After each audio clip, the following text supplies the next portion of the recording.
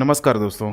स्वागत है आपके अपने चैनल आईएएस एनालिसिस में। आगामी जितने भी एग्ज़ाम हैं, खासकर हम लोग बात करें किसी भी स्टेट पीसीएस की वनडे एग्ज़ाम की बात करें यहाँ पे कि यूपीएससी के लिए अगर देखें तो रिवीजन के दृष्टिकोण से घटना चक्र की सीरीज़ काफ़ी इंपॉर्टेंट हो जाती है और उसी को ध्यान में रखते हुए घटना चक्र की पूरी जो भी 5 से 6 सीरीज जो भी आता है 6 सीरीज के आसपास आता है, सबको बारी बारी से कंप्लीट कराई जा रही है। आज इसी कड़ी में हम लोग बात करेंगे मॉडर्न हिस्ट्री के अंतर्गत चैप्टर नंबर 2 है, जिसके अंतर्गत हम लोग बात करेंगे ईस्ट इंडिया कंपनी और बंगाल के नवाब। यहाँ से अप्रोक्स 30 के आसपास प्रश्न आपको देखने के लिए मिलेगा और कुछ प्रश्न का लेवल काफ़ी अच्छा है, फंसाया गया है। जैसे कि पूछा जाता है कि बक्सर का जब युद्ध हो रहा था तो उस समय बंगाल का नवाब कौन था, इलाहाबाद की जब संधि हुई तो उस समय बंगाल का नवाब कौन था। ऐसे तमाम सारे जो प्रश्न है, जो लगता तो है कि ये बहुत सारा तथ्यात्मक प्रश्न है, लेकिन कहीं ना कहीं उसके पीछे यहाँ पे कॉन्सेप्ट कार्य कर रहा होता है, वो कहानी कार्य कर रही होती है, जो कि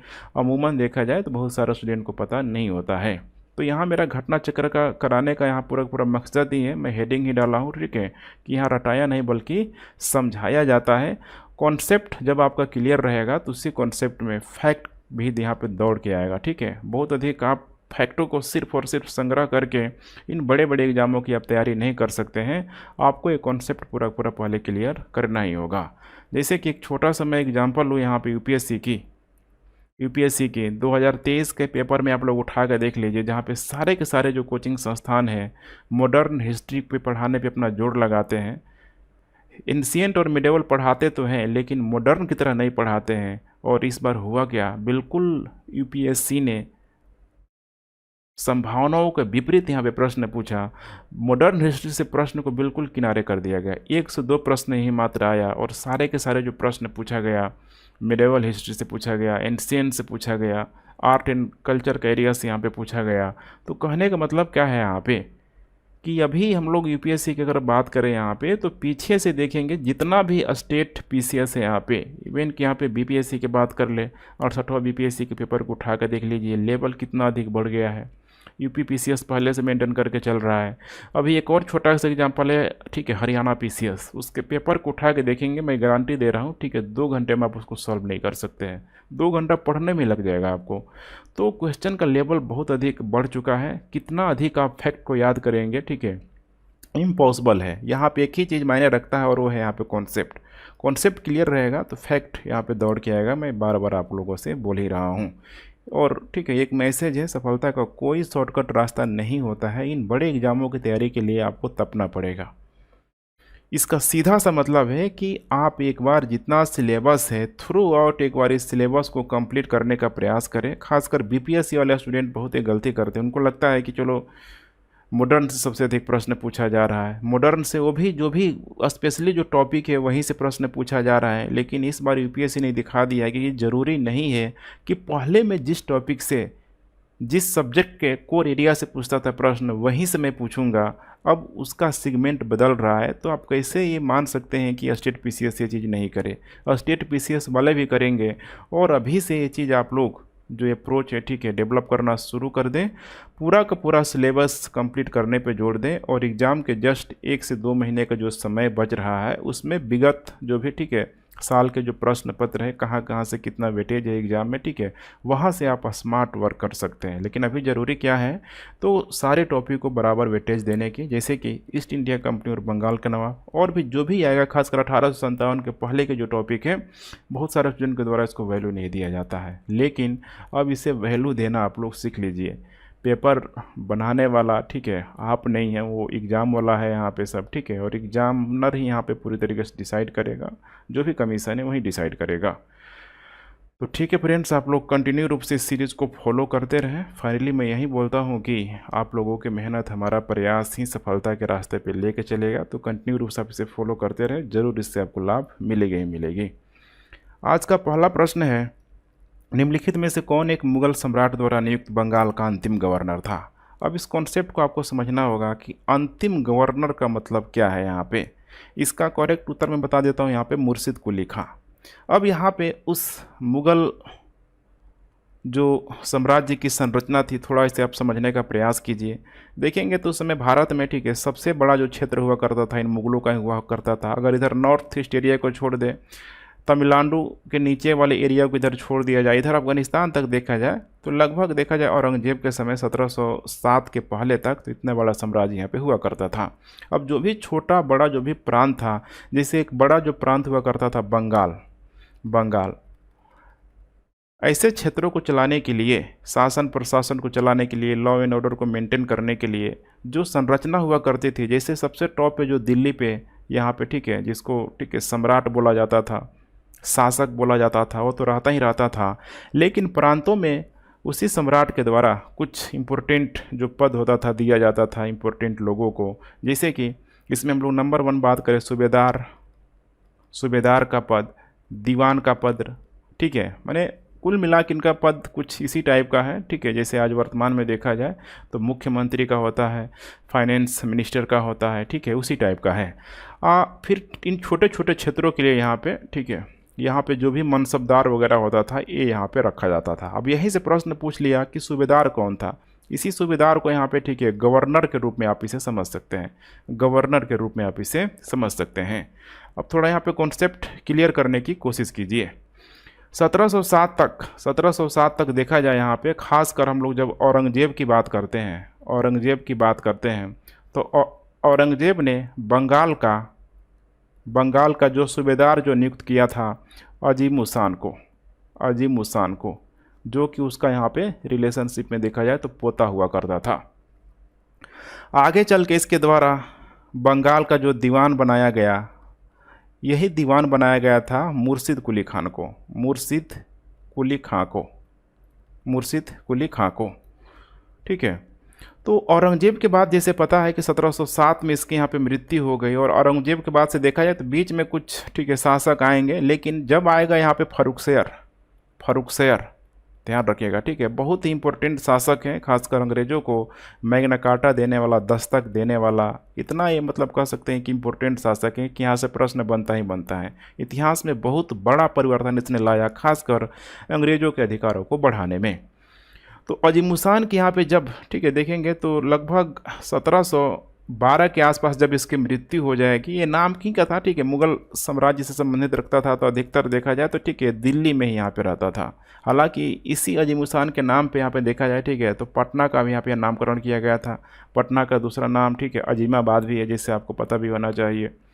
तो यहाँ आपको ध्यान देने की ज़रूरत है, जब फर्रुखसियर आया तो फर्रुखसियर ने ठीक है इस दीवान को मैंने पूरे के पूरे कह सकते हैं बंगाल के जो सर्वा होता है पूरा का पूरा बंगाल का कह सकते हैं एक तरीके से नवाब ही जो बना दिया, जो कि अजीम उसान यहाँ पे जो ठीक है जो सूबेदार वाला दीवान वाला जो पूरी जो शक्ति जो एक ही व्यक्ति पे यहाँ पे निहित हो गई, वो काम कौन किया यहाँ पे फर्रुखसियर ने किया। और मुर्शिद कुली खां जो पहले दीवान हुआ करता था, इसको अब पूरे तरीके से क्या कर दिया गया, यहाँ पे सूबेदार बना दिया गया।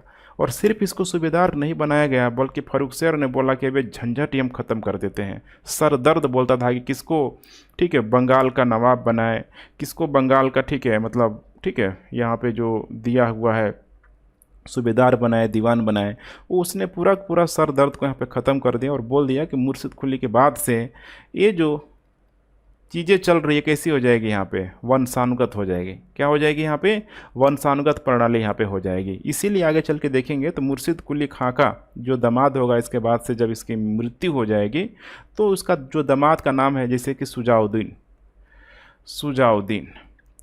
ठीक है, 3 नाम है, ठीक है, मतलब बहुत कॉम्प्लिकेटेड है। जैसे कि नंबर 1 यहाँ पे देखा जाए तो सुजाउद्दीन, ध्यान रखिएगा, सुजाउद्दीन जिसका संबंध बंगाल के नवाब से है।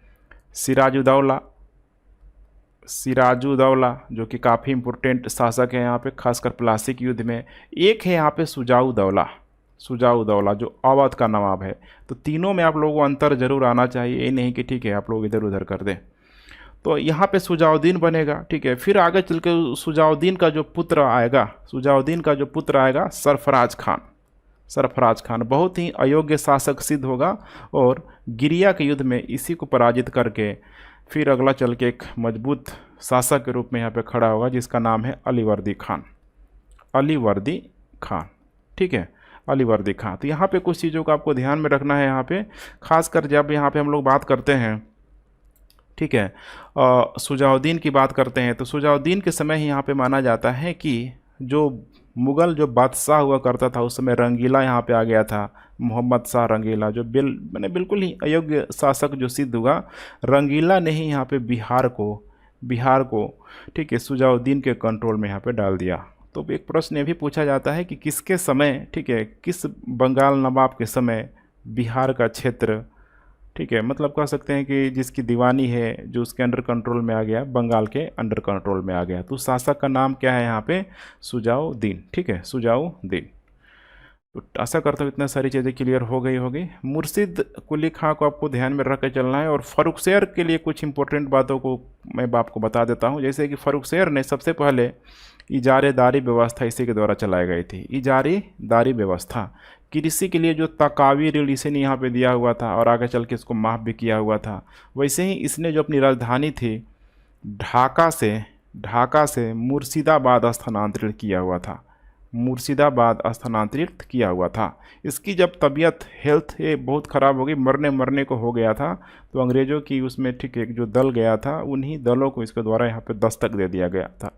दस्तक, इस दस्तक में सबसे बड़ी जो बात थी कि बम्बई में जो भी यहाँ पे टकसाल समझ रहे हैं ना, मतलब जो सिक्कों की ढालने वाली जो फैक्ट्री होती है, उस फैक्ट्री से, ठीक है, बम्बई में जो भी सिक्का ढाला जाएगा उसको पूरे के पूरे मुगल साम्राज्य में चलाने की अनुमति दे दी गई। तो इतना ये, ठीक है, मतलब कह सकते हैं कि मतलब अंधा टाइप का शासक था कि मैं आपको बता नहीं सकता हूँ। सोचिए, बाहर के लोगों को इसने अनुमति दे दिया कि तुम हमारे क्षेत्र में सिक्का ढाल लो और उससे पूरा पूरा क्या करो, अपना क्षेत्र चलाओ, अपना व्यापार चलाओ।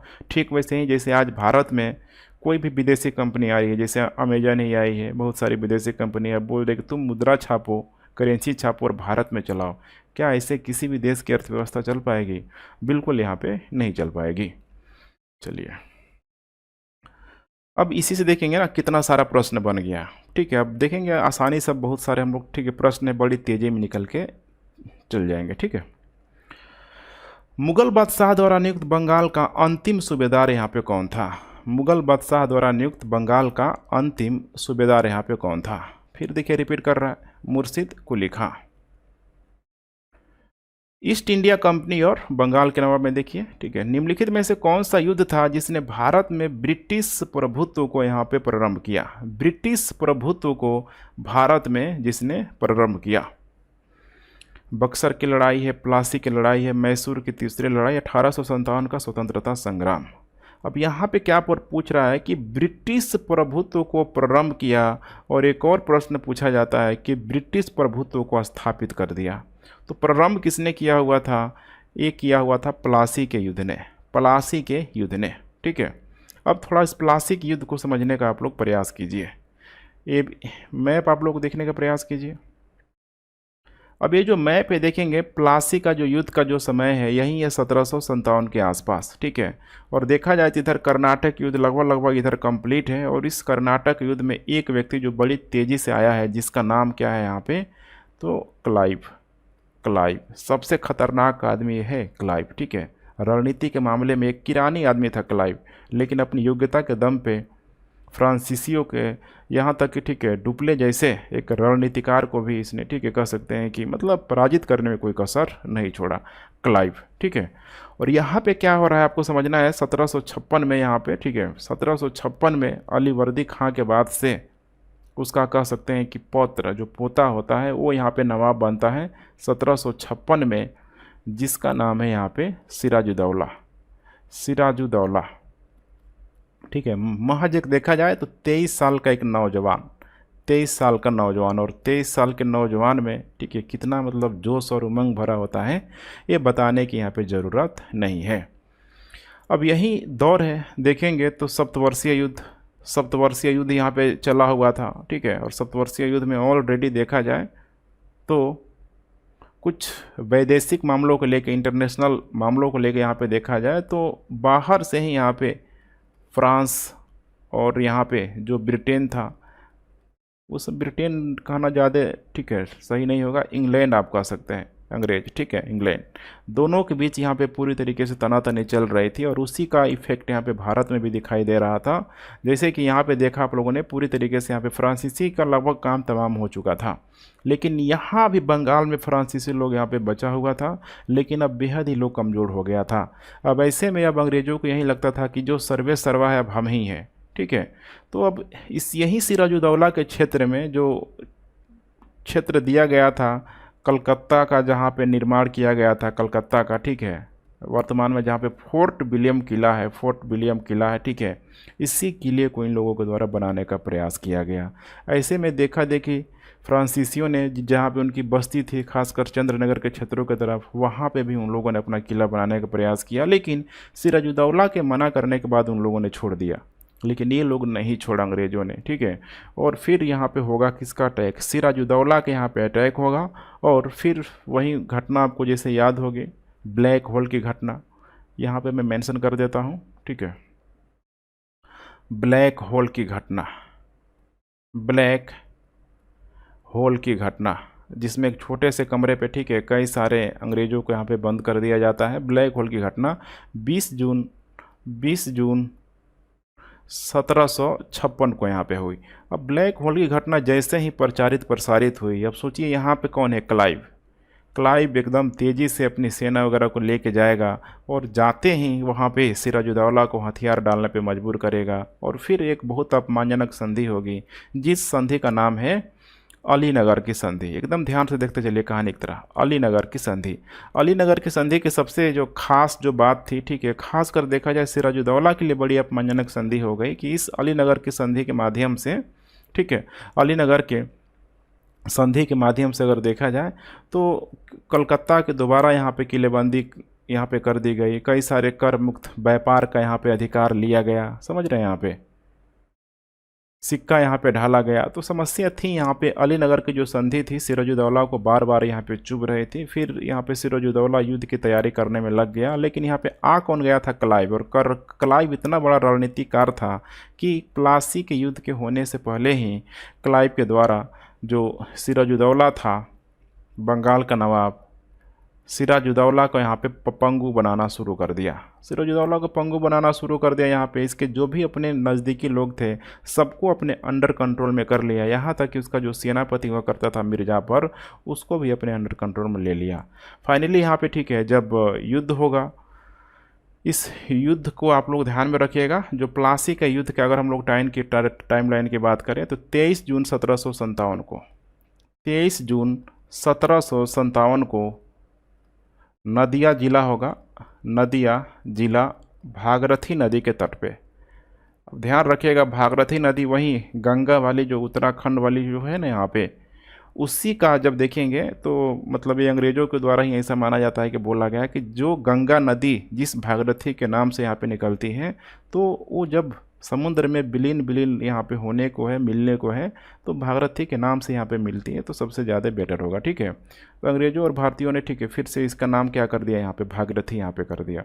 तो माना जाता है कि भागीरथी नदी के तट पे नदिया ज़िले में, ठीक है, जो प्लासी का जो युद्ध हुआ, जो एक बिल्कुल ही विश्वासघात के साथ क्लाइव के साथ, मैंने क्लाइव ने, ठीक है, सिराजुद्दौला के साथ लड़ा और उसका जितने भी सगे संबंधी थे सबको अपने अंडर में कंट्रोल में कर लिया था। जैसे कि उसका जो सेनापति था सबसे मिर्ज़ाफर, देखिए सेनापति ही जब यहाँ पे धोखेदार हो जाए तो बाकी लोग क्या करेंगे। हालांकि इसमें कुछ नाम आप लोगों को याद रखना है, जैसे कि, ठीक है, मीर मोहन है, मीर मोहन हो जाएगा, ठीक है, मीर मोहन हो जाएगा, ठीक है, मोहनलाल हो जाएगा, मोहनलाल हो जाएगा।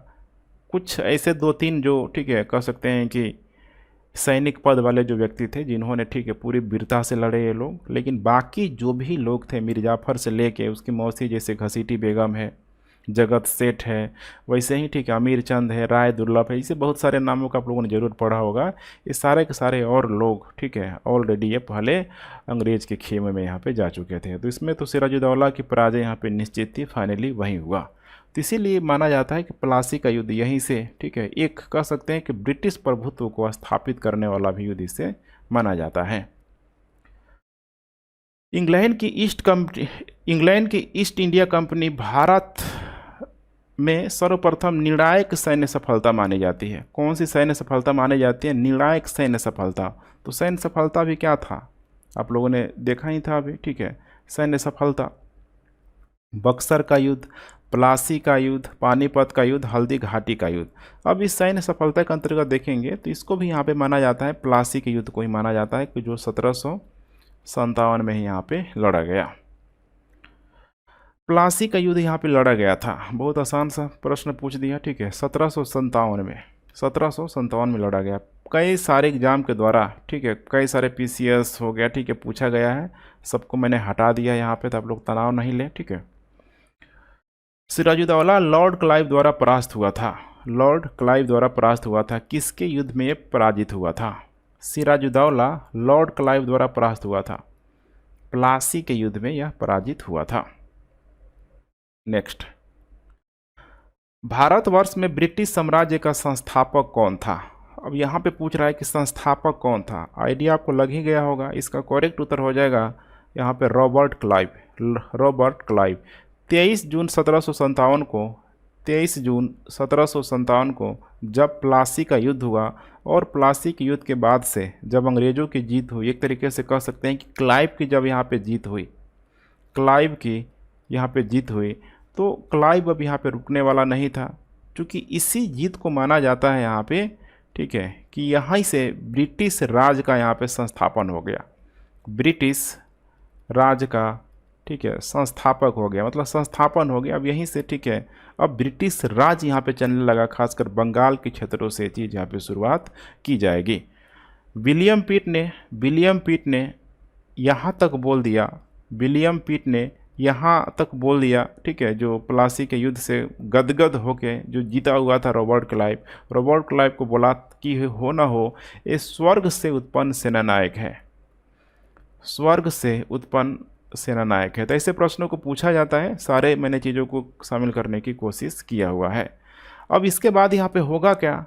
तो अब सिराजुद्दौला के बाद से जो नवाब बनाया जाएगा, वादे के अनुसार उसके सेनापति को, जिसका नाम है यहाँ पे मिर्जाफर, ठीक है। इसी मिर्जाफर को देखा जाए तो जिसे, ठीक है, क्लाइव का गीदड़ भी बोला जाता था। क्लाइव का गीदड़ मतलब देखिए ना कितना धोखा दिया हुआ था मिर्जाफर। इसको सोने की बोरी भी बोला जाता था, सोने की बोरी, क्योंकि अब यहीं से बंगाल की लूट शुरू हो गई। मतलब सोने की बोरी समझ रहे हैं ना, जितना मन करे हाथ डालो उस बोरी से सोने को यहाँ पे निकाल लो, यही इसको बोला जाता था, ठीक है।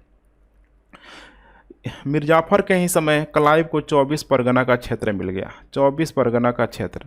और इस 24 परगना का जो क्षेत्र था, माना जाता है कि क्लाइव अकेले ही कहीं ना कहीं, ठीक है, उसका उपभोग करता था। बहुत बड़ी मात्रा में क्लाइव यहाँ से प्रॉफिट कमाया हुआ था। अब इसी मिर्जाफर का जो दामाद है, जिसका नाम है मीर कासिम, जो योग्य नवाब के रूप में आएगा, लेकिन अंग्रेज लोग भी उसको चैन से जीने नहीं देगा। निम्नलिखित में से किसे स्वर्ग से उत्पन्न सेनानायक कहा गया? देख रहे हैं यहाँ पे सारे के सारे चीज़ को मैं क्लियर कराते चल रहा हूँ, ठीक है। किसे स्वर्ग से उत्पन्न सेनानायक कहा गया? रॉबर्ट क्लाइव को यहाँ पे बोला गया।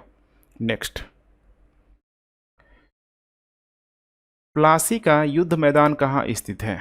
बिहार, आंध्र प्रदेश, उड़ीसा, पश्चिम बंगाल। इसका करेक्ट उत्तर हो जाएगा, बहुत आसान सा प्रश्न है, ठीक है, पश्चिम बंगाल में। निम्न में से किसने अपनी राजधानी मुर्शिदाबाद से मुंगेर स्थानांतरित की? अब यहाँ पे ये नहीं पूछ रहा है कि ढाका से मुर्शिदाबाद, चूँकि ये मैंने आपको बताया था अभी मुर्शिद कुली खान के बारे में, मुर्शिद कुली खान के बारे में, कि मुर्शिद कुली खान ने जो अपनी राजधानी थी ढाका से मुर्शिदाबाद परिवर्तन किया था, मुर्शिदाबाद। लेकिन अब जो मीर कासिम है यहाँ पे, जो कि मीर जाफ़र का नवाब है, कन्फ्यूजन नहीं करना है, देखेंगे, ठीक है ना। मीर जाफ़र का ही जो दामाद है, जिसका नाम है यहाँ पे मीर कासिम। मैंने बताया था अंग्रेज़ों ने ही इस मीर कासिम को दोबारा उस बंगाल की गद्दी पे, बंगाल का नवाब इसको बनाया हुआ है। लेकिन अंग्रेज़ों की मांगों से तंग आके, अर्थात अंग्रेज़ों ने जितना सोचा हुआ था कि भाई हमें जितना लाभ मिलेगा, उतना लाभ मीर कासिम से अंग्रेज़ों को मिल नहीं रहा था, ठीक है। तो मीर कासिम को भी उन लोगों ने हटाने की योजना बनाई, लेकिन मीर कासिम बहुत तेज़ तर्रार था। मीर कासिम को लगा कि जब तक हमारी जो राजधानी है मुर्शिदाबाद में, ठीक है, बंगाल के क्षेत्रों में रहेगी तब तक समस्या होगी ही होगी। तो बंगाल के पूरा पूरा, ठीक है, पश्चिमी भागों में, अर्थात कह सकते हैं कि बिहार का जो पूर्वी भाग है मुंगेर, मुंगेर की तरफ, ठीक है, बिहार का वही है ना, पूर्वी दक्षिण भाग आप कह सकते हैं, ठीक है, मुंगेर की तरफ इसने अपनी राजधानी को क्या किया, स्थानांतरित कर लिया। और ना सिर्फ स्थानांतरित किया बल्कि इसने उसी समय से देखा जाए, ठीक है, तो गोला बारूद, कई सारा बंदूक हो गया, तोप खाना हो गया, इन सारे ही चीज़ों का मुंगेर के क्षेत्रों में निर्माण करवाने लगा। तो कहीं न कहीं देखा जाए तो मुंगेर में, ठीक है, जो आज आपको भी आज वर्तमान में देखने के लिए मिलता ही मिलता है, बहुत सारा जो कट्टा है बहुत सस्ते सस्ते दामों में बन जाता है। तो कहीं न कहीं देखिए उसका इतिहास, इस इतिहास के पन्नों में कहीं न कहीं यहाँ पे छुपा हुआ आपको ज़रूर मिलेगा ही मिलेगा। और यहाँ पे देखने के लिए मिल गया, आज भी वहाँ पे देखने के लिए मिलता है, ठीक है। तो याद रखिएगा, गोला बारूद तोपखाना सब यहाँ पे मुंगेर में इसने, ठीक है, बनवाने का कोशिश किया। सबसे अधिक निर्णायक युद्ध जिसने अंग्रेजों के भारत में प्रभुत्व को यहाँ पे संस्थापित किया था, उस युद्ध का यहाँ पे क्या नाम है। अब यहाँ पे क्या पूछ रहा है कि संस्थापित किया था। अब इसका जो करेक्ट उत्तर यहाँ पे हो जाएगा बक्सर का युद्ध, यही था ना। इसी बक्सर के युद्ध ने अंग्रेजों को पूरी तरीके से स्टेबलाइज कर दिया। रास्ता किसने खोला, प्लासी का युद्ध, लेकिन स्टेबलाइज जो कर दिया ये बक्सर का युद्ध, ठीक है। बहुत इंपॉर्टेंट हो जाता है इस बक्सर के युद्ध को, थोड़ा आप लोग यहाँ पे समझने का यहाँ पे प्रयास कीजिए। जैसे मैंने आपको बताया हुआ था कि जब प्लासी का युद्ध हुआ तो प्लासी के युद्ध के समय कौन था, सिराजुद्दौला। और सिराजुद्दौला का जो धोखेदार, जो उसका सेनापति कौन था यहाँ पे, मीर जाफर को यहाँ पे, ठीक है, अंग्रेज़ों ने बंगाल का नवाब बनाया, जिसको, ठीक है, क्लाइव का गिदड़ बोला जाता था, सोने की बोरी बोला जाता था। तो ये मीर जाफर बहुत यहाँ पे इम्पोर्टेंट है। लेकिन मीर जाफर भी आगे चल के अंग्रेज़ों की मांगों से तंग आ गया और अंग्रेज़ों ने उस पर ब्लेम करना शुरू कर दिया कि देखो तुमको भाई, तुमसे जितनी हमारी उम्मीद थी कि जितना प्रॉफिट मिलेगा वो तो अब यहाँ पे मिल नहीं रहा है। तो अंग्रेज़ों ने इसको फंसाना शुरू कर दिया और अंग्रेज़ों ने सबसे पहला जो ब्लेम इस पे लगाया कि तुम लोग क्या कर रहे हो, तो तुम हमारे शत्रुओं को अर्थात डचों को तुम क्या कर रहे हो, सहारा दे रहे हो, ठीक है। ये सबसे बड़ा कारण था। लेकिन देखा जाए तो इसके पीछे जो कारण था वो कहीं न कहीं अंग्रेज़ों को, ठीक है, जितना यहाँ पे लाभ मिलना चाहिए था उतना लाभ मिल नहीं रहा था। क्या करे बेचारा, ठीक है, मीर जाफर भी क्या करे, अंग्रेज़ों की मांगों से तंग आके कहीं न कहीं, ठीक है, माना जाता है कि डचों का उसने अगर सहारा लिया तो क्या गलत लिया, या फिर ये सिर्फ आरोप लगाया गया, ठीक है। अभी भी इस चीज़ को लेके कई सारे मतभेद हैं। लेकिन आपको यहाँ पे समझना है कि अंग्रेज़ों ने एक तीर से दो निशान किया। एक तो यहाँ पे डचों पे ब्लेम किया सब कि देखो भाई डच लोग, तुम हमारे ही अपने लोगों के तुम भड़काना शुरू कर रहे हो। मीर जाफर को ब्लेम करना शुरू किया कि देखो तुम हमारे दुश्मनों से जाकर मिल रहे हो। तो देखेंगे तो 1759 के आसपास 1759 के आसपास, यहाँ पे थोड़ा सा आप लोग देखने का प्रयास कीजिए, ठीक है, 1759 के आसपास बेदारा के युद्ध में अंग्रेजों के द्वारा डचों का मामला साफ कर दिया जाएगा। डचों का सुपड़ा ही यहाँ पे साफ कर दिया जाएगा। तो देखेंगे डच तो साफ हो गए। मीर जाफर को हटा के इसके दामाद, जिसका नाम है यहाँ पे मीर कासिम को अब नया यहाँ पे क्या किया गया, बंगाल का यहाँ पे नवाब बनाया गया। अब यही आपको ध्यान से समझना है सर, ठीक है। अब मीर कासिम को जब बनाया गया तो इसने क्या किया, अपनी राजधानी मुर्शिदाबाद से मुंगेर की तरफ स्टेबलाइज कर लिया। ये भी कहीं न कहीं अंग्रेज़ों की मांगों से तंग आ गया, करे तो क्या करे। ये इतना परेशान हो गया कि ये सहायता लेने के लिए, मैंने लोग बोलता है कि भाग गया, ठीक है, ये चला गया अवध में, अवध के क्षेत्र में चला गया। और मीर कासिम अपनी वैधता को स्थापित करने के लिए उस समय जो मुग़ल साम्राज्य हुआ करता था, जिसका नाम था शाह आलम द्वितीय, मतलब एकदम उसको लगता था कि शाह आलम द्वितीय जो है पूरी, ठीक है, चिल्ला चिल्ला के बोल दे कि वास्तविक जो संस्थापक यही है, अंग्रेज लोग इस पे हस्तक्षेप नहीं करें। तो मीर कासिम का जो संबंध देखा जाए तो शाह आलम द्वितीय से भी था, उसको बहुत ही मानता था। तो अवध का जो समय यहाँ पे शासक हुआ करता था, जिसका नाम था यहाँ पे सुजाऊ दौला से जाकर मिल लिया। सुजाउद्दौला, ठीक है। इसके साथ साथ देखा जाए तो कहीं ना कहीं जो मुग़ल जो शासक था यहाँ पे, ठीक है, शाह आलम जो सेकेंड था, ये भी कार्य कर ही रहा था। शाह आलम थर्ड। अब यहीं से इन लोगों ने चैलेंज देना यहाँ पे शुरू कर दिया, लेकिन यही समझना था ना, अवध के नवाब को यहाँ पे समझना था कि शाह आलम जो यहाँ पे सेकेंड है, ये समझिए कि इसकी भी शक्ति उसमें बहुत अधिक कमज़ोर हो चुकी थी। इसके अपने ही लोग इसको, ठीक है, डैमेज करने की कोशिश में लगे थे। अंग्रेज़ों का भी प्रभाव बढ़ रहा था। ये मीर कासिम खुद एक भागा हुआ नवाब था, इसके पास कोई सैनिक था न कुछ था, लेकिन फिर भी इन लोगों की हिम्मत देखिए, लोग सीधे अंग्रेज़ों से, ठीक है, लोहा लेने में कोई कसर नहीं छोड़ी। अब यही आपको यहाँ पे समझने का प्रयास करना है कि बक्सर का जब युद्ध यहाँ पे देखा जाए लगभग 22 अक्टूबर 1764 को, डेट याद रखिएगा, पूछा जाता है, बहुत इंपॉर्टेंट है। अंग्रेज़ों की तरफ से यहाँ पे रहता है हेक्टर मुनरो।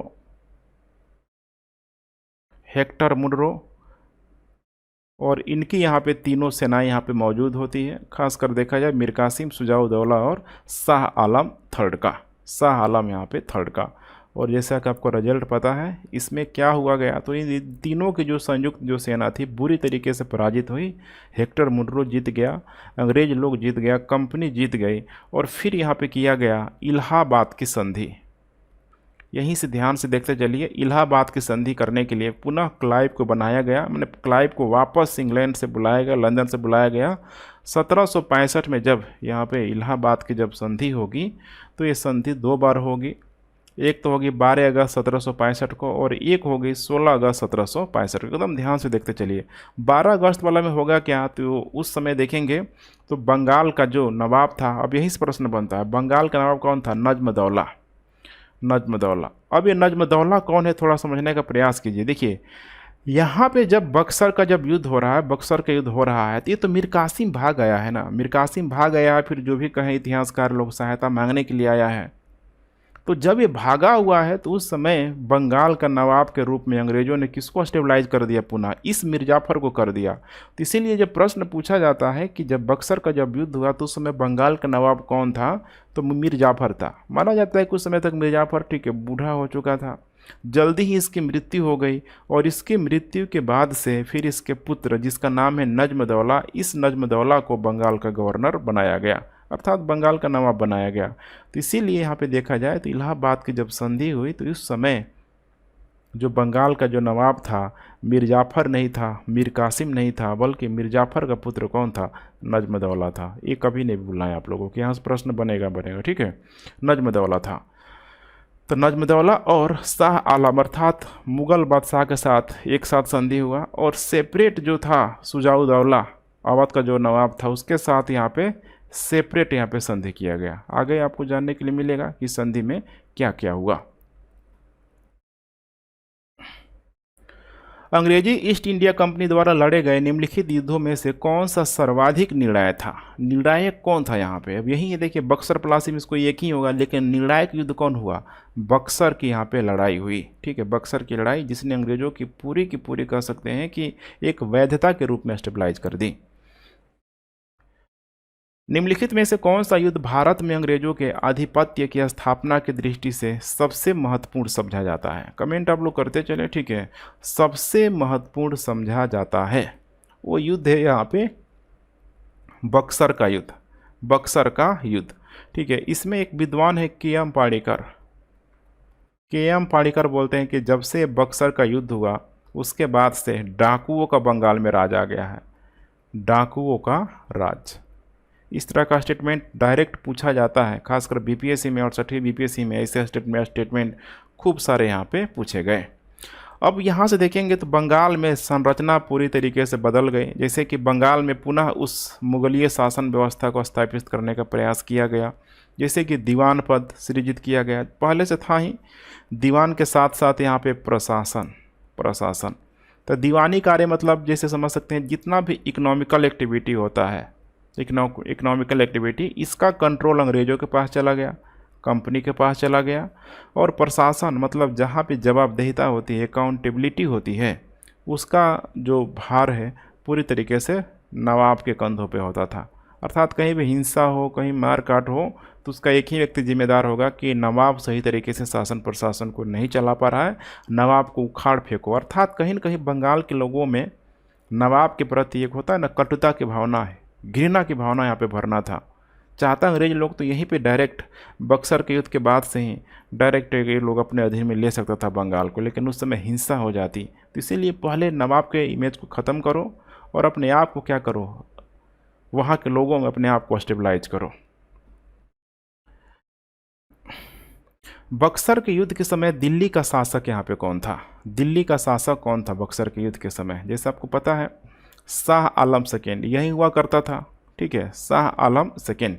अब यहाँ पे आपको समझना होगा कि इलाहाबाद की जो संधि हुई, इलाहाबाद की संधि हुई, पहली संधि हुई 12 अगस्त 1965 को, क्लाइव वर्सेस, यहाँ पे मैं लिख देता हूँ, शाह आलम द्वितीय वर्सेस यहाँ पे क्लाइव। अब इलाहाबाद की जो संधि हुई 12 अगस्त 1765 को, खासकर हम लोग बात करें शाह आलम द्वितीय के साथ, शाह आलम द्वितीय के साथ, तो सबसे पहले बिहार, उड़ीसा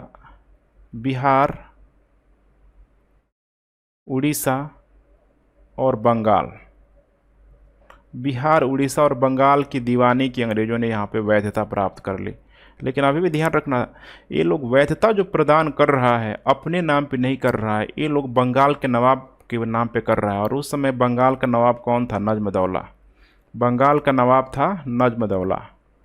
अब यहाँ पे नजमदौला को बोला गया कि देखो भाई, तुमको बिहार, बंगाल, उड़ीसा तो मिल गया, अब बदले में तुमको मुग़ल शासक को क्या करना है, तो 26 लाख वार्षिकी देना है। कितना? 26 लाख वार्षिकी, मतलब आम के आम गुठलियों के दाम। सोचिए 26 लाख वार्षिकी, बेचारा क्या करे नजमदौला, इसको स्वीकार करना पड़ा। अब ये लोग क्या किया, तो बिहार, उड़ीसा है, बंगाल है, इन सारे क्षेत्रों पे चूँकि अभी ये लोग ठीक है धीरे धीरे अपना पैर पसार ही रहा था, तो अपने कर सिस्टम को ये लोग ठीक है थोपने का प्रयास नहीं किया। ये लोग क्या किया कि जो जो पहले से यहाँ पे मौजूद था, जिनके लोकल लोगों में अच्छी खासी जान पहचान थी, वो कंट्रोल कर सकता था खासकर कर वगैरह, ठीक है, उन्हीं लोगों के लोग क्या किया, उप दीवान बना दिया, उप दीवान बना दिया। जैसे कि बिहार में आप लोगों ने नाम जरूर सुना होगा सिताब राय, बंगाल में मोहम्मद रजा खान को, बंगाल में मोहम्मद रजा खां को ये लोग दीवान बना दिया, ठीक है, सॉरी ये बंगाल में है, ठीक है, बंगाल में। दो चीज़ों को बार बार पूछा जाता है, बिहार का उप दीवान कौन था, बंगाल का उप दीवान कौन था, ठीक है। अब उप दीवान के पीछे का कॉन्सेप्ट आप समझे क्यों यहाँ पे बनाया जा रहा है। और जो शाह आलम सेकेंड था उसकी स्थिति बहुत ही यहाँ पे ख़राब कर दी गई, समझिए। शाह आलम द्वितीय, उसके लगभग जितने भी अधिकार थे देखा जाए, ठीक है, इसको माना जाता है कि बंदी बना दिया गया था, बंदी बना दिया गया था। आगे चल के देखेंगे, आगे चल के, ठीक है, तो जो एक पेशवा के तरफ से यहाँ पे नाम आप लोगों ने ज़रूर सुना होगा, महादजी सिंधिया। ये पेशवा लोग तो देखिए मराठा लोग तृतीय, जो पानीपत की जो तृतीय युद्ध हुआ था उसमें तो ये लोग यहाँ पे हार गया था, लेकिन इन लोगों को दूसरा मौका मिला था। माना जाता है कि शाह आलम द्वितीय को, ठीक है, बंदी से निकाला गया खासकर महादजी सिंधिया के द्वारा, और पुनः उसको, ठीक है, गद्दी पे बिठाया गया, लेकिन लंबे समय तक रहा नहीं है। शाह आलम की मतलब 1788 के आसपास आते आते इसको अंधा कर दिया गया, इसको पेंशनर बना दिया गया। इसके आने वाली जो भी पीढ़ी थी, ठीक है, उन लोगों को पेंशनर के रूप में यहाँ पे रखा गया। धीरे धीरे यहीं से माना जाता है कि डैमेज कर दिया गया। इसी को यहाँ पे माना जाता है शाह आलम वर्सेस जो यहाँ पे क्लाइव, या कह सकते हैं कि जो इलाहाबाद की जो संधि हुई, इसको विद्वानों के द्वारा बोला जाता है कि एक गधे को खरीदने में जितना समय लगा, एक गधे को खरीदने में जितना समय लगता है उतना ही समय क्लाइव को लगा इन लोगों से डील करने में। तेज़ी से आया, साइन करवा लिया, ये लोग कुछ कर नहीं सकते थे। तो ऐसे स्टेटमेंट भी पूछा जाता है।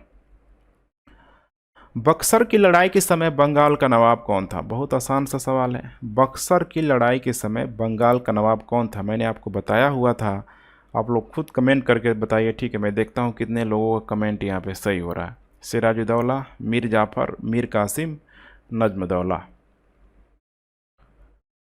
कॉन्सेप्ट क्लियर है आप लोगों का? सिराजुद्दौला, मीर जाफ़र, मीर कासिम, नजमदौला। तो बक्सर की जब लड़ाई हुई तो मीर कासिम जब भाग के गया, अवध गया, सहायता मांगने के लिए गया, तो पुनः मीर जाफ़र को क्या किया गया था? बंगाल को नवाब बनाया गया था। तो इसीलिए इसका करेक्ट उत्तर हो जाएगा यहाँ पे मीर जाफ़र, ठीक है।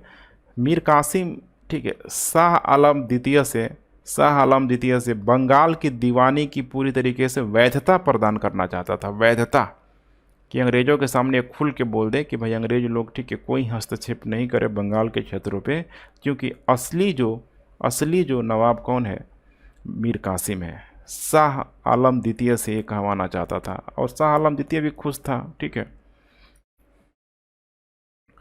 निम्नलिखित में से जिस एक शासक ने ईस्ट इंडिया कंपनी को दीवानी प्रदान की गई थी वह कौन था? एक शासक ने ईस्ट इंडिया कंपनी को दीवानी प्रदान की थी, उस शासक का नाम कौन था? यही था शाह आलम द्वितीय। इसी ने न वैधता प्रदान की कि बोला कि बिहार हो गया, बंगाल हो गया, उड़ीसा हो गया। ठीक है, ये इसकी सारी दीवानी किसको दी जा रही है यहाँ पे? ठीक है, कहीं न कहीं यहाँ पे बंगाल के नवाब को दी जा रही है और बंगाल के नवाब को ऑलरेडी लोग खरीद के रखा था। कौन लोग? अंग्रेज लोग खरीद के यहाँ पे रखा हुआ था। तो आपको यहाँ पे ध्यान रखना है। ठीक है, शाह आलम द्वितीय को माना जाता है कि 1803 तक आते आते, ठीक है, पूरी तरीके से यहाँ पे देखेंगे तो अंग्रेज़ों का कंट्रोल हो गया दिल्ली पे। अंग्रेज़ों का कंट्रोल दिल्ली पे हो गया। चलिए नेक्स्ट, 1765 ईस्वी में ईस्ट इंडिया कंपनी को बंगाल की दीवानी किसने प्रदान की थी? 1765 में किसके द्वारा बंगाल की दीवानी प्रदान की गई थी? ठीक है, मुगल सम्राट के द्वारा ही की गई थी यहाँ पे, जिसका नाम था शाह आलम द्वितीय। किस गवर्नर के कार्यकाल में ईस्ट इंडिया कंपनी को शहंशाह शाह आलम द्वारा बिहार, बंगाल तथा उड़ीसा में दीवानी अधिकार दिए गए? किस गवर्नर के कार्यकाल में? बहुत इंपॉर्टेंट है वो गवर्नर, आपको ध्यान होगा कौन था? क्लाइव। यही तो आया था इलाहाबाद की संधि कराने के लिए। तो करेक्ट उत्तर हो जाएगा यहाँ पे क्लाइव। इसको स्पेशली डील करने के लिए इंग्लैंड से इसको वापस यहाँ पे बुलाया गया था। ठीक है, ध्यान रखिएगा। ठीक है, 21 अगस्त वही था अगस्त 1765 में।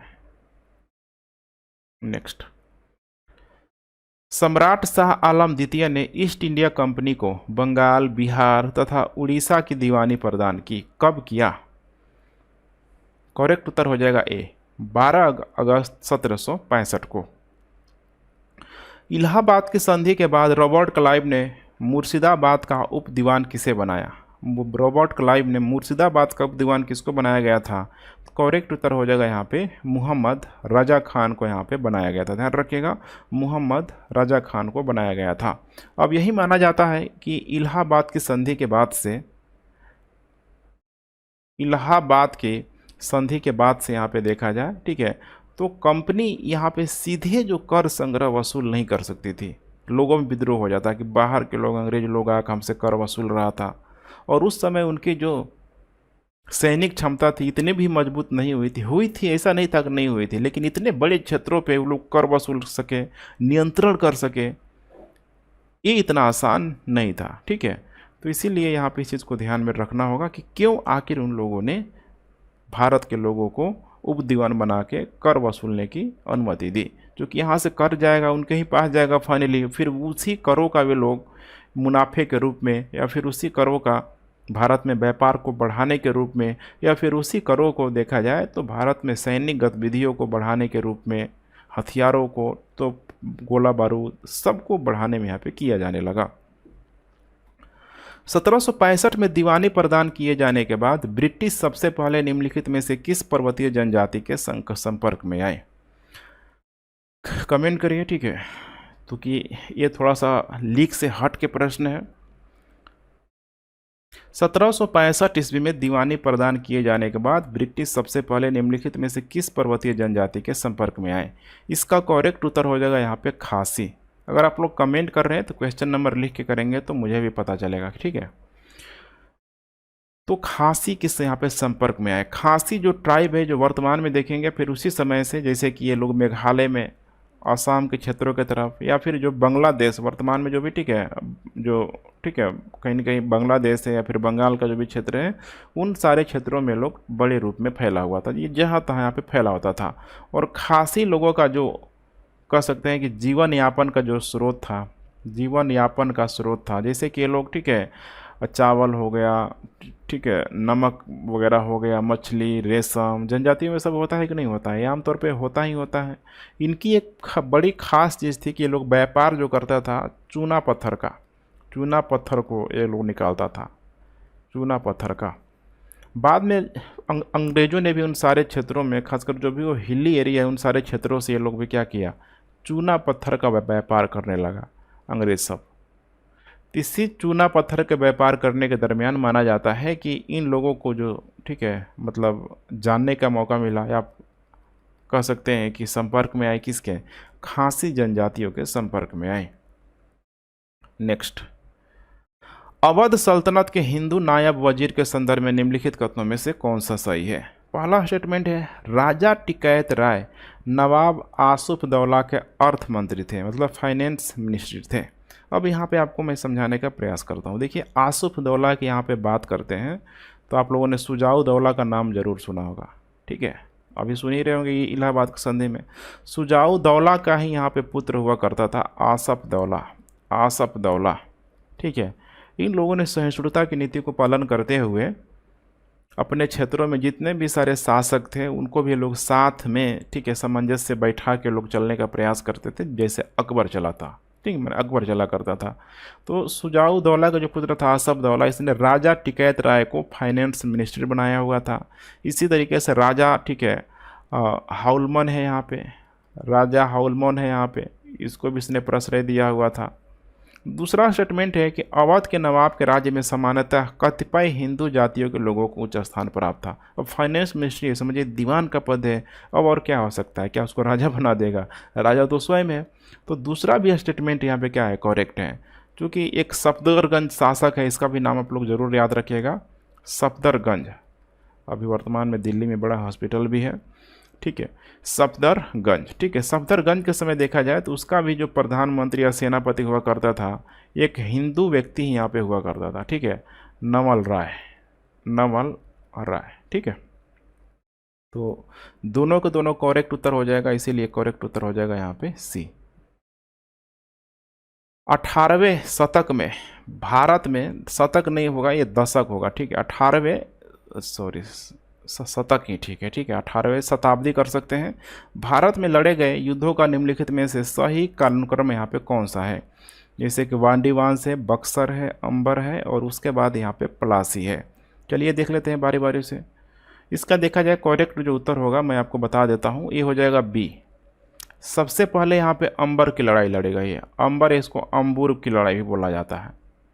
इसका टाइम पीरियड की बात करें तो 1700 यहाँ पे 59 में, 1759 के आसपास ये लड़ाई का अगर मामला देखें हम लोग, ठीक है, तो जैसे आपको पता होगा कि जो ये एरिया था, खासकर जो निजाम का जो क्षेत्र हुआ करता था हैदराबाद का, नीचे इधर कर्नाटक का जो क्षेत्र हुआ करता था, ठीक है, दोनों ही जगह देखा जाए तो उत्तराधिकार की समस्या थी। तो इस उत्तराधिकार की समस्या में फ्रांसीसी डुप्ले ने बड़ी मात्रा में सहयोग लेने का प्रयास किया। जैसे कि यहाँ पे देखें हम लोग, जो एरिया है हैदराबाद का, ठीक है, यहाँ पे इसने मुजफ्फर जंग का साथ दिया, मुजफ्फर जंग का साथ दिया। और यहाँ पे कर्नाटक के क्षेत्र में देखा जाए तो इसने चंदा साहब का साथ दिया, डुप्ले ने। और इन दोनों ने मिलकर, ठीक है, डुप्ले के साथ कर्नाटक का जो उस समय नवाब हुआ करता था अनवरुद्दीन, ठीक है, अनवरुद्दीन को लोग क्या किया, पराजित कर दिया, इसकी हत्या कर दिया।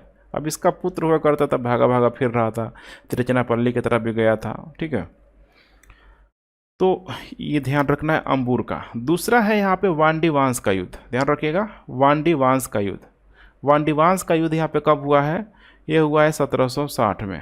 और जैसे आपको प्लासी का युद्ध पता है कब हुआ है, 1757 में। तो वांडीवांस के युद्ध में देखा जाए, वांडीवांस के युद्ध में देखा जाए तो यहाँ पे फ्रांसीसी वर्सेस अंग्रेज था, सब फ्रांसीसी वर्सेस यहाँ पे अंग्रेज था। ये जो इलाका है दक्षिण भारत का, यही जो खासकर देखा जाए नीचे जो वर्तमान में तमिलनाडु का इलाका था, ठीक है, मतलब इलाका है, वही पौंडीचेरी वाले इलाकों के लेके दोनों में आपस में यहाँ पे झड़प हो गई। इसमें नाम याद रखिएगा आप लोग, ठीक है, फ्रांसीसी की तरफ से जो लड़ रहा था काउंट डी लाली, और अंग्रेज की तरफ से कौन था, आयरकुट। ये नाम बार बार पूछा जाता है, आयरकुट, ठीक है, जिसमें अंग्रेज़ों की यहाँ पे विजय हुई।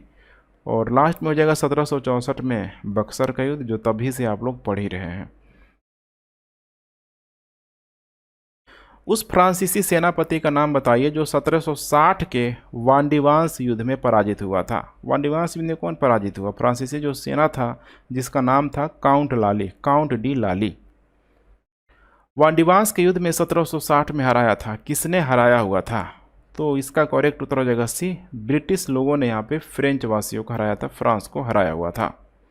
अब यहाँ पे यही कारण है ना कि देखिए ब्रिटिश जो कंपनी थी, जैसा आपको पता था प्राइवेट कंपनी थी, एक खुला जो वातावरण था, प्रॉफिट लोग कमाता था तो उतना ही बड़ा लोग कहीं ना कहीं ठीक है उस पर इन्वेस्टमेंट भी करता था।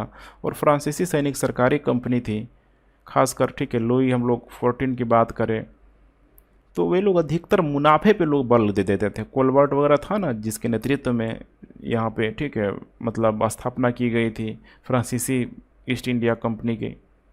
आगे चल के लुई 14 के बाद से देखेंगे तो लुई 15, लुई 16, ये और अधिक, जितना लुई 50-60 लगते जाएगा 70 तक, ये लोग और अधिक अयोग्य शासक होता है, अयोग्य शासक होता है, बिल्कुल ही राजनीतिक गतिविधियों की समझ नहीं। ठीक है, तो समस्या इन्हीं लोगों को होता है और इनको ठीक है फाइनली भारत के इतने बड़े व्यापारिक गतिविधियों से इनको हाथ धोना पड़ता है।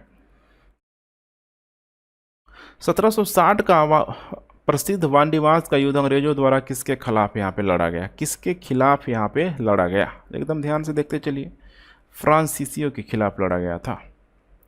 नेक्स्ट यहाँ पे कह रहा है कि कौन सा युग्म सही सुमेलित है? पहला है बक्सर का युद्ध, मीर जाफर विरुद्ध यहाँ पे क्लाइव, क्या ये सही है? बक्सर का जो युद्ध हुआ था ये तो यहाँ पे लड़ा गया था मीर कासिम, देखा जाए यहाँ पे मीर कासिम हो गया और अंग्रेज़ों का जो प्रतिनिधित्व कर रहा था हेक्टर मुनरो, हेक्टर मुनरो गलत है। ठीक है, वांडीवांस का युद्ध फ्रांसीसी विरुद्ध ईस्ट इंडिया कंपनी, ये बिल्कुल यहाँ पे सही है, जहाँ पे फ्रांसीसियों का जो सेनापति था ठीक है काउंट डी लाली और ईस्ट इंडिया कंपनी का था आयरकुट, तो बी करेक्ट है। चिलिया वाला को भी हम लोग देख लेते हैं, चिलिया वाला युद्ध क्यों गलत है? डलहौजी के विरुद्ध मराठे, चिलिया वाले युद्ध में देखा जाए यहाँ पे ठीक है तो डलहौजी नहीं था, उस समय था गफ, लॉर्ड गफ, लॉर्ड गफ। ठीक है, अब वर्सेस यहाँ पे कौन था? यहाँ पे मराठा, 1795 में, बहुत इंपॉर्टेंट है 1795 में। ठीक है, सॉरी 1795 नहीं होगा, ठीक है लॉर्ड गफ, ये मराठा भी नहीं होगा। ठीक है, चिलिया वाला है ना यहाँ पे, तो इसका संबंध यहाँ पे सिख युद्ध से हो जाएगा, ध्यान रखिएगा सिख युद्ध से।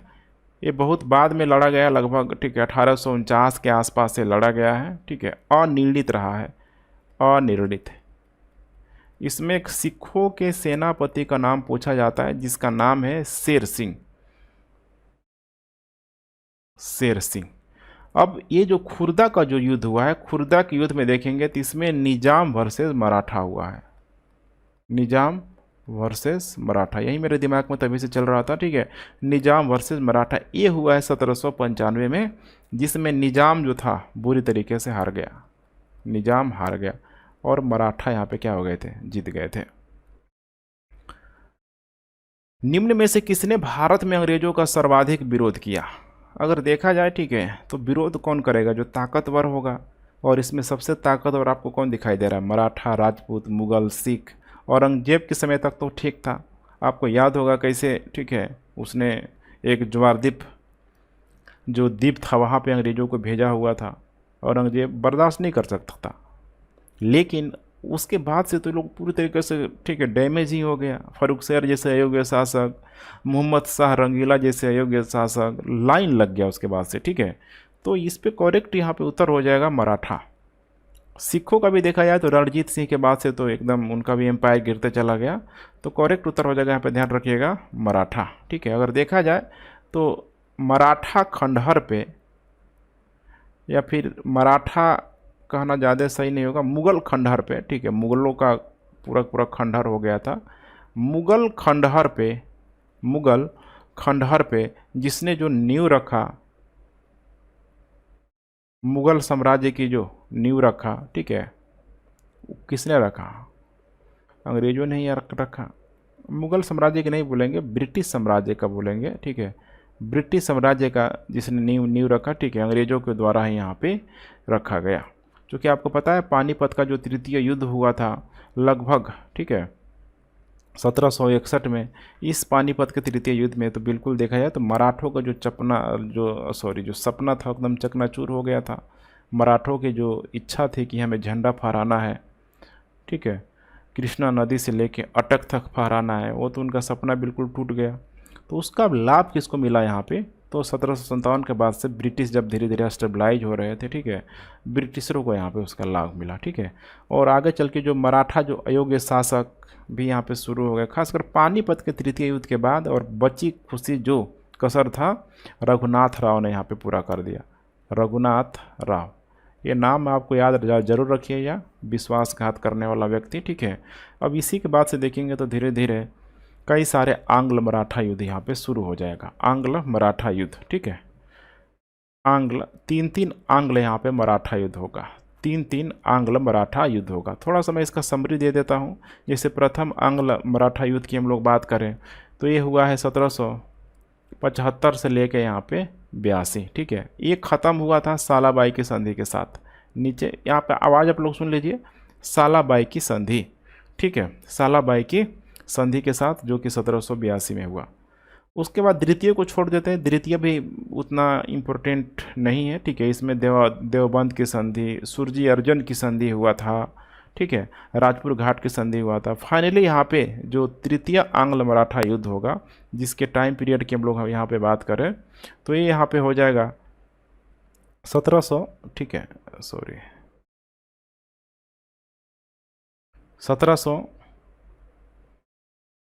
1700 तो ख़त्म हो जाएगा ना, 1800 आ जाएगा, ठीक है, 1817 से लेकर 19 के बीच, ठीक है। इस तृतीय आंग्ल मराठा के युद्ध के बाद से ब्रिटिश सर्वोच्चता यहाँ पे पूरी तरीके से भारत में स्टेबलाइज हो गई, अर्थात जो थोड़ा बहुत विरोध करने वाले थे वे खुद ही यहाँ पे पूरी तरीके से नेस्तनाबूद हो गए, ठीक है। अलग अलग जो भी सिंधिया है, होलकर है, ठीक है, जो भी चार जो क्षेत्र थे ना यहाँ पे, सिंधिया था, होलकर था, पेशवा था, सब आपस में देखा जाए, ठीक है, तो ये लोग यहाँ पे लड़ने लगे। पेशवा यहाँ पे नहीं था, ठीक है, सिंधिया, होलकर, सिंधिया हो जाएगा, होलकर हो जाएगा, उसी तरीके से यहाँ पे भोंसले हो जाएगा, ठीक है, भोंसले, ठीक है। ऐसे कुछ थे, लगभग 4 के आसपास थे ना, एक छूट रहा है, आप लोग यहाँ पे कंसिडर कर लीजिएगा। तो चलिए फ्रेंड्स, मेरे ख्याल से आज कंप्लीट हो गया, लगभग 28 प्रश्नों को हम लोग देख लिया बेहद ही डिटेल से। एंड वीडियो पसंद आ रहा है तो आप लोग शेयर करते ज़रूर रहें, ठीक है। और मैं बार बार बोल रहा हूँ, सफलता का कोई शॉर्टकट नहीं होता है, आप लोग इसी तरीके से करके चले, एक एक टॉपिक को, सारे विषयों को ध्यान में रखते हुए कंप्लीट कराई जाएगी। तो once again thanks for watching, जय हिंद।